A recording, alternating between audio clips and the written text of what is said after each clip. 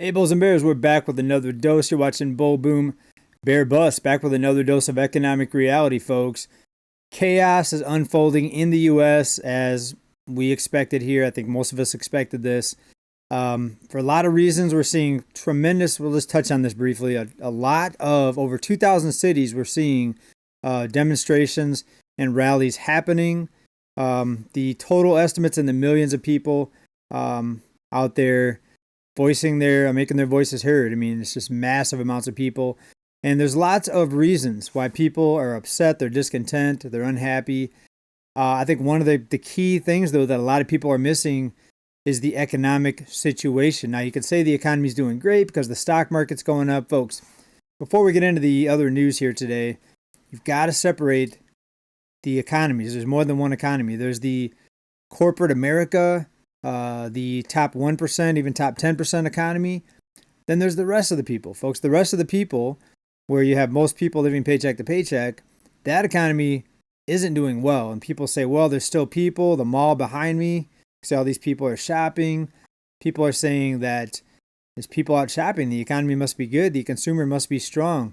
Folks, just the opposite. People are spending borrowed money. Most people have stopped contributing to their retirement account. More people than ever are taking money out of their retirement accounts. More people than ever that are running up debt. Debt is at an all-time high. It keeps getting higher, worse than the 2008 financial crisis. So the problem right now is being masked by borrowed money and people not saving and not building any long-term wealth. All right, so there's a few factors here you've got to look at when you ask yourself, is the economy doing good? But anyways, I hope you're doing good. Let's get into the news. But people feel that this isn't right. They see prices continue to rise. Cost of living continues to rise. And it's become a crisis for a lot of people. The cost of living crisis is what a lot of people are calling it. And I think that's a lot of people that are demonstrating and out there today in the streets. I think because of the financial situation, that's a big, big part of it. I think people are missing that. All right, but we're going to hear from a few different people today and talk about what their thoughts are, their views, the cost of living, trying to save money, what's happening with jobs, the markets, you name it. We're going to get into it. Please make sure you're subscribed. Let's go ahead and start right here. Take a look at this. Okay, so my friend just texted me because she saw this listing on Zillow, and we live in Austin, okay? And they listed this house, 293 to 33, 4-bedroom, 3 baths. This is like around the corner from where I live. I pass by that house all the time when I walk the dogs. And she was like, oh my God, we should buy it. And I was like, holy crap, that's affordable. I can actually buy that house. Hold on. Here are the stipulations on that. This property is listed as a leasehold through Jubilee's joint purchase program, making home ownership more accessible with a lower entry cost. You buy the home while Jubilee buys the land, and it rents it back to you, heavily reducing upfront costs and keeping monthly expenses comparable to a traditional purchase. You can also buy the land back anytime. Alternatively, the property can be purchased outright for $799,000. Estimated land rent is $2,946 per month. Folks, this used to only happen, I mean, I shouldn't say only. This was rare, not being in a trailer park or some sort of community where you own the trailer or the mobile home or the modular home maybe, manufactured home, but you don't own the land, so you pay lot rent forever. Folks, they're doing that with single-family homes now. They're writing up the contract where you can buy the house, but you're renting the land from the owner. They're not selling the house they're not selling the land that the house sits on. They're selling the home, again, sort of like a mobile home park situation, but with now single family detached homes, right? Pretty interesting, but this is the kind of advertising they're doing, I think, to try to get people in the door here. Let's continue to listen to what she says. Why? Tell me we're in a recession without telling me we're in a recession.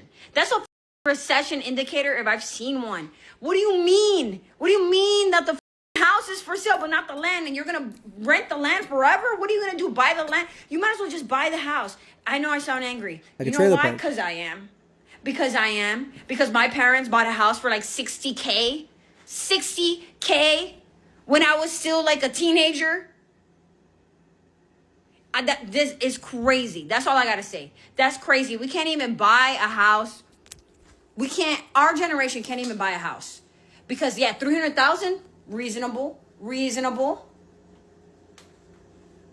But really, like, it's put there that the estimated is, I think it's like almost 1,900 a month at 300,000, right? Which is okay, that's reasonable. Plus the what? 2,900. I'm not like a Almost big math 5,000 a person, month. but that's still like 4,800 a month. Please, just please. Like, stop playing me, trying to, what the, please, people, don't do this. This is so dumb. This is like a trap in itself. It's kind of like those people that have been posting about buying new cars, that now you have to get a subscription to see certain things on your car, like using the map on your car and stuff like that. We're living in a time where they're going to charge us for everything, bro. These cars are going to not come with AC. Houses are not going to come with the land. It's going to be weird. These people are like literally squeezing the people that are making the least amount of money, and everyone's worried about the dumbest things. All right, folks, she goes on for a bit, but you could definitely see where she's coming from. I mean, this non-ownership society, it's almost like you have to have a subscription or a never-ending payment obligation for everything now. Most people now pay month to month on their devices, on their phones, on their apps, on their TV, and that's been pretty common. You know, cable TV, people pay month to month for that. But even things normally that you don't pay month to month for, they're starting to make you have to continually pay. A lot of software and apps for laptops, etc., computers. You can't just buy it. It's a never-ending subscription, so you have to buy a subscription. Video editing software that I use for this channel, continuous subscription. You can't just buy it. Some you can, but it's becoming more and more where you just have to keep on paying like a subscription to a magazine. Otherwise, like she said, pretty soon car air conditioners, you might not have AC or radio in your car without a subscription where you're paying every month. And it's bad enough that cars are so expensive, but now they're thinking about, they're already doing it in some cars, have to have a subscription for certain features, right? And now separating single family homes from the land, and it's just going to continue to get, I think, worse, right? And I've been saying that's been one of the catchphrases here in this channel. It's going to get worse.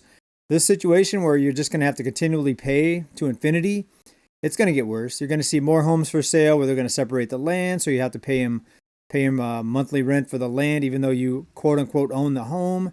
It's insanity, folks. So not only are things costing more, you're getting less for what you're paying. So you're paying more, but getting even less, right? It's insane, folks. Take a listen to this, though. Americans cannot afford to live at all, okay? I just had a conversation with some coworkers, and they told me that some of their family members are actually living in their cars, right? They're living in cars to save money, right? They shower at the gym, and they just sleep in their cars to save money and all that stuff because the rent is way too high. It's like nobody can afford to live. The only people that can afford to live, that can afford food and rent, comfortably is you got to be making like near $1 million, at least $500,000. Because even people that are six-figure earners, depending on where you live, they are struggling like crazy. But check this out. These are Americans living in their cars, yo. Making brekkie in a grocery store parking lot.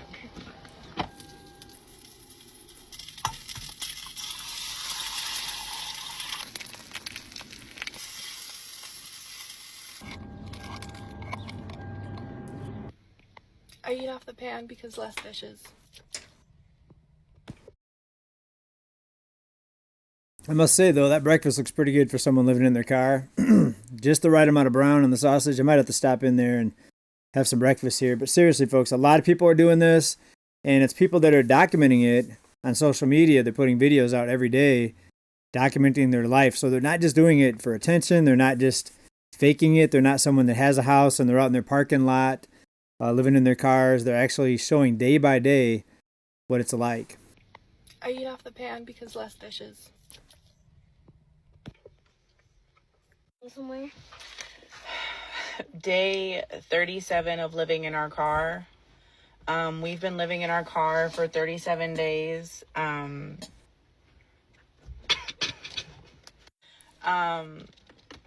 It's been very hard. I shared yesterday that I have moved into my Subaru because I refuse to sign another lease and give tens of thousands of dollars to millionaire property management companies that I hate.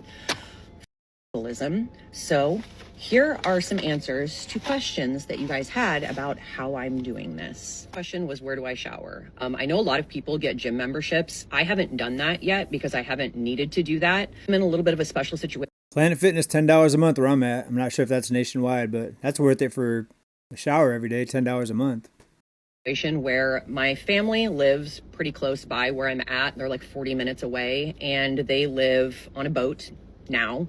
And so I have access to like the marina showers. I just need their key fob.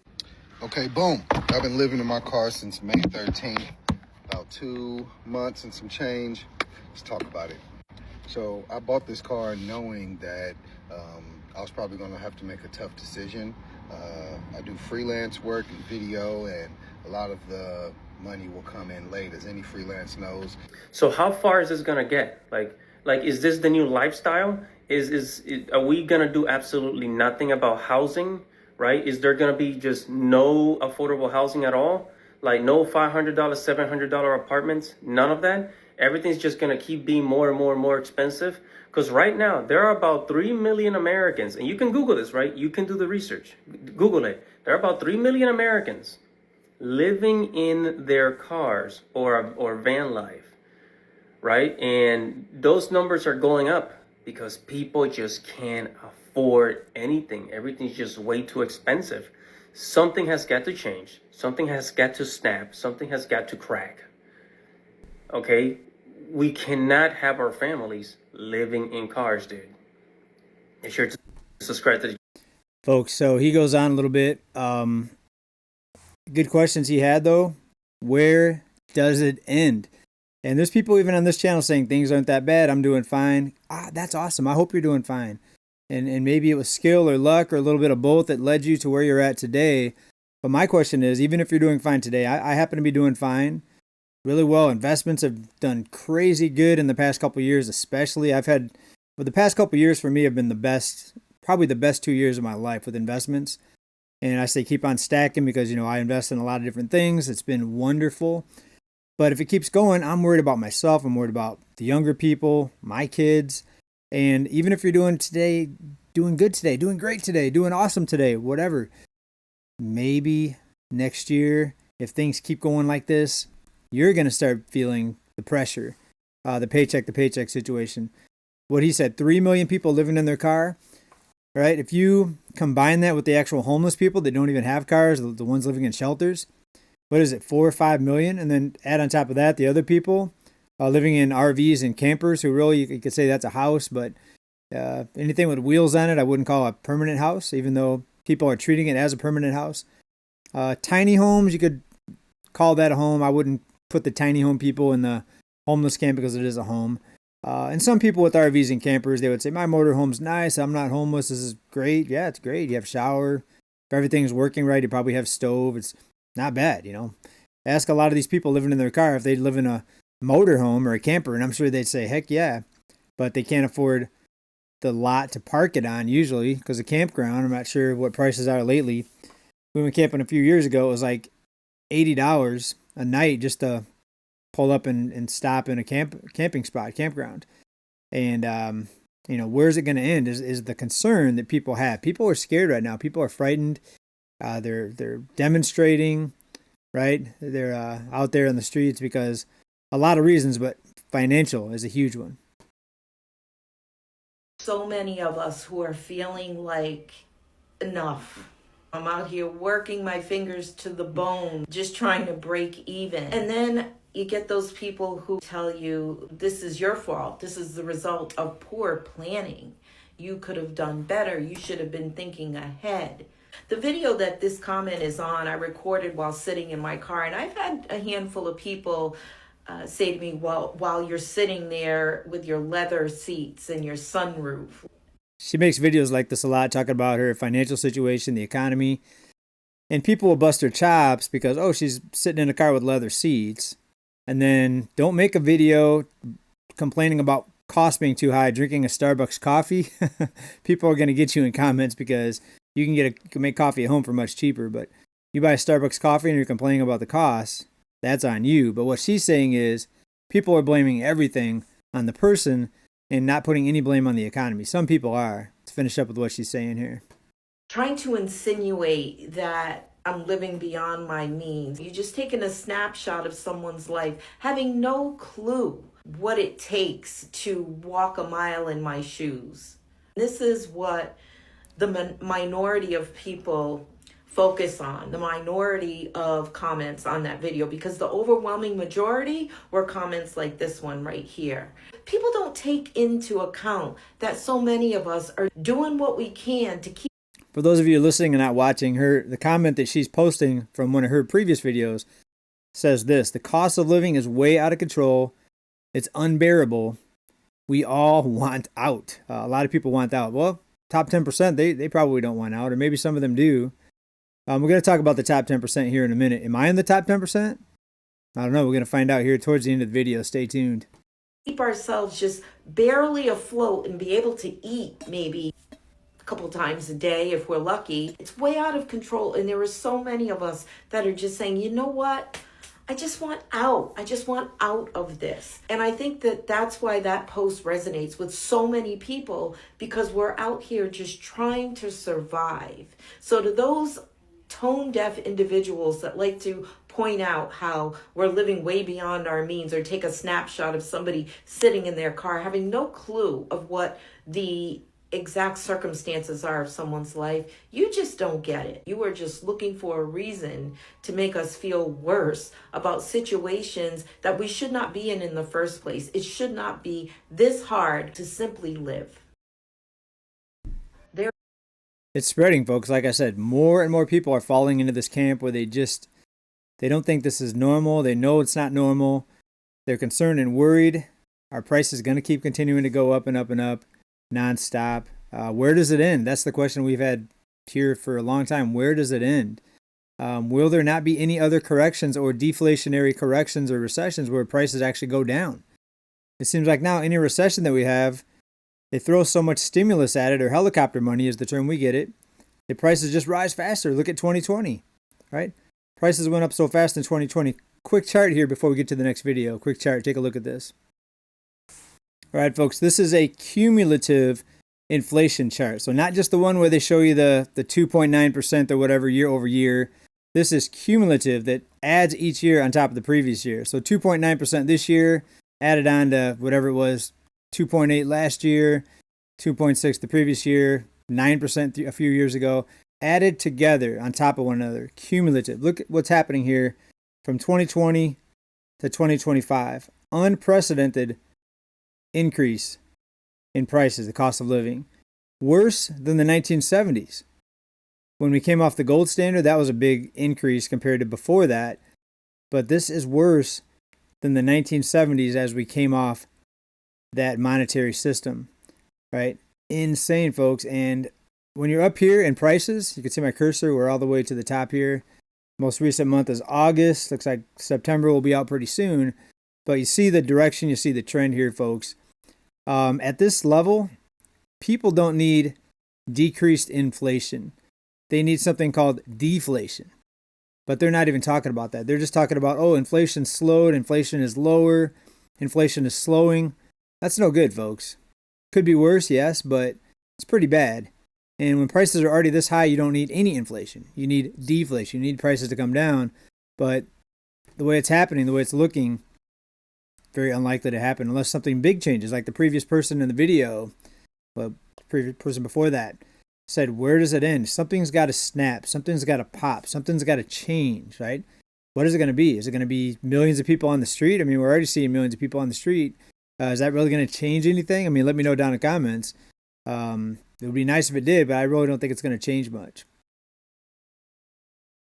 Life has gotten so expensive that it's not even worth trying to be frugal anymore. There's no point. You want a crashing out video about cost of living? Here's a crashing out video. So last month, our water bill was pretty high, $217 for the month. It was the highest I've ever had. I'm like, okay, let me look into this. Our usage was a little high. So I talked to my girlfriend. I say, let's try to conserve water. We did everything right. For the entire month, we turned off the sink while we were doing our dishes. We took short showers. I even used a timer during my showers. We consolidated loads of laundry. We did everything we could to save water. And you know what? We did a damn good job. We saved 500 gallons, which is awesome. You know, that is a great improvement. You want to guess how much my water bill was for this month? $215.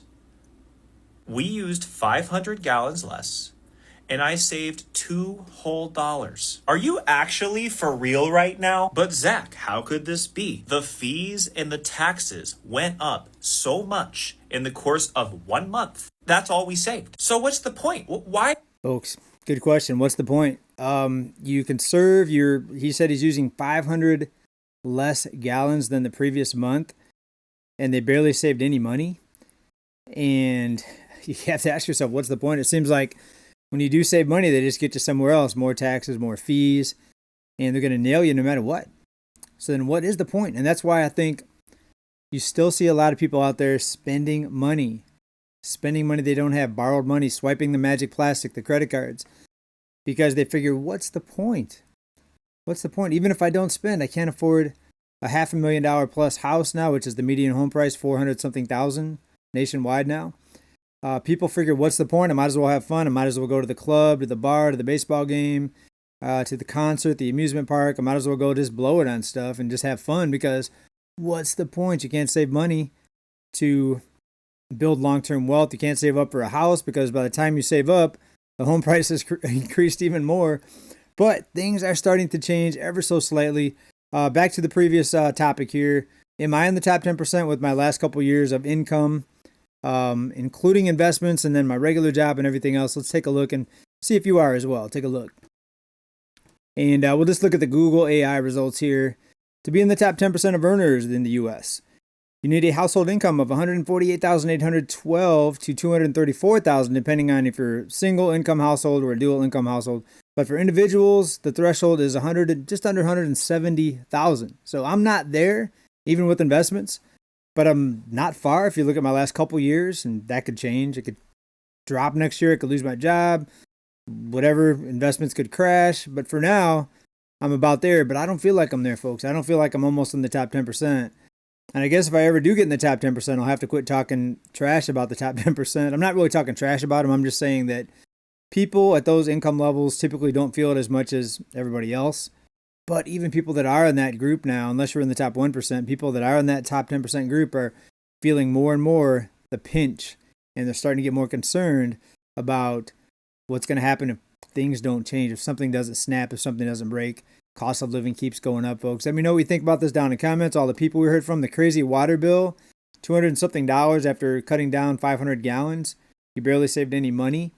And that's just water. What about electricity, your cable, other utilities, your trash bill? You're talking $600-700 a month just in utilities on top of your regular house payment, everything else to go with it, folks. Insanity. I hope you're doing well, though. Keep stacking, everybody. And we'll see you in the next video, hopefully. Bye for now, everybody. Peace.